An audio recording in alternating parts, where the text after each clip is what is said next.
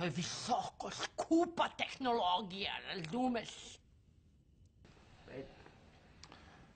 Mamo ti. Treba mi, znaš, moram da skinem grbu i malo kamenac. Biću te ona kovac, kad tad. Treba mi za implantate, silikone i tetovaže. Što te viraću ti, a imena bulji? Nema više. Pričaj, Skote.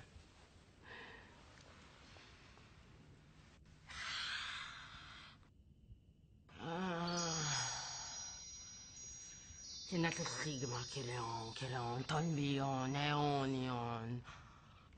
Tina era Tonuranon, Cataplina Peliejo. Metafori. Vidim. Na Srbiju udaraju Turci. Sa 3 strane. Sa velikom boljkom. Oj, mamo, oj mi jebe.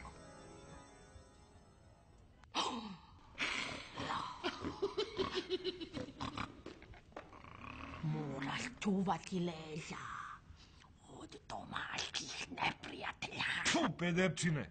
Izvini.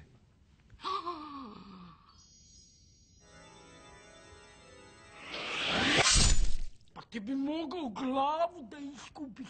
Pa to ne valja, jebote. Imali za to lek. Kakvog leka?